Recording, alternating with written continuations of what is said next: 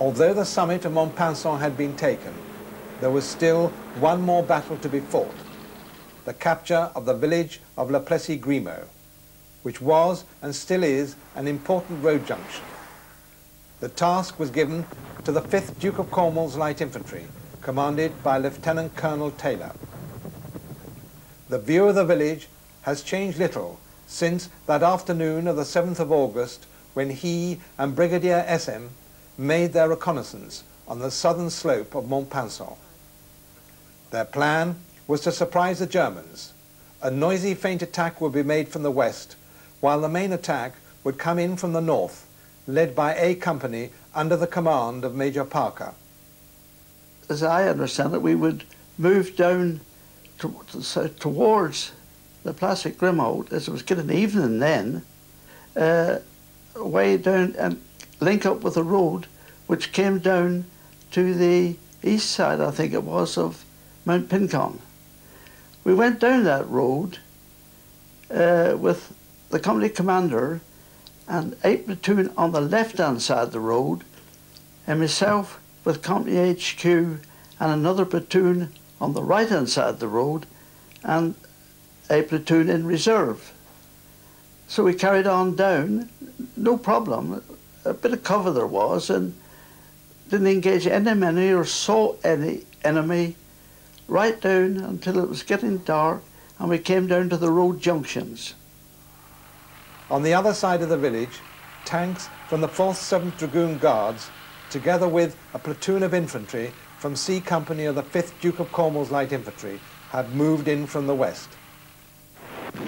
Guns of the divisional artillery opened up, and after dark, an enemy ammunition store exploded, which acted as a beacon for the attacking force. To our surprise, across the other side of the road against some houses, there was a large German tank being loaded with ammunition from a lorry which was parked right against it. We stopped on the border of the cover, the wood and that there, and watched the Germans carrying the ammunition, smoking their cigarettes, talking casually. They were not aware we were there. So then a message came to me from the company commander to mortar them. The first HE that dropped landed right in the truck. It blew up, caught fire, killed all the crew that was there. It must have killed them all, and just caught the tank on fire, which exploded inside as well. So that was all cleared. No problem. We came down the road from Montpinçon, down that road leading down towards the village. There was a row of trees on the left-hand side, the road going on our left side, and I was in amongst them, and that chap who fired, he fired a 2-inch mortar. Only a thing about that big, did. And it went up between the trees, and it dropped right down on the crossroads where the tank was. Now then, according to people, I thought it went down the turret of the tank and exploded. That's what I saw. I was watching it, but according to eyewitnesses, they said it hit another truck that carried ammunition. Whether it did or no, I'm not certain about that. But I thought it went down to the turret. That's what I thought. Bloody, he got right on the turret. And it was a big bang. And of course, all caught flames come up. That was it. And incidentally, that was a Royal Tiger, about 62 ton in weight, very superior in my opinion to what we had. And it also was the first one destroyed in Normandy. A Royal Tiger destroyed by a small 2-inch mortar bomb firing a 2-pound bomb.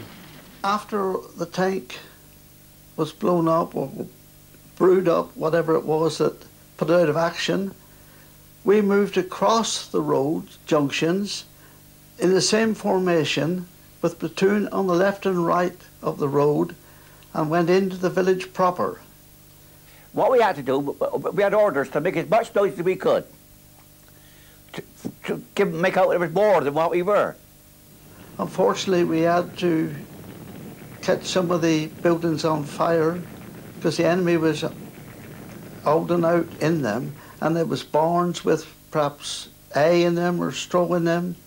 But my company commander, he was a good soldier, and he cleared as he went, and we cleared the village right through to the far side as we went along. We moved our way down, dodging in between the houses that were still standing, into the churchyard, hugged the wall of the churchyard, and we crept forward. But NCOs, or they got the orders to stay put and hold the perimeter, and all the hubbub and bub was over. I was over in what, 20 minutes, half an hour, 20 minutes.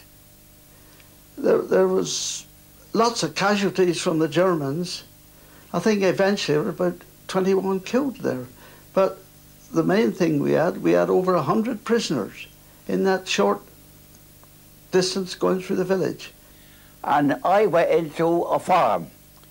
There was a big hole in the wall. Of course, it's all dark. But I could hear the voices then.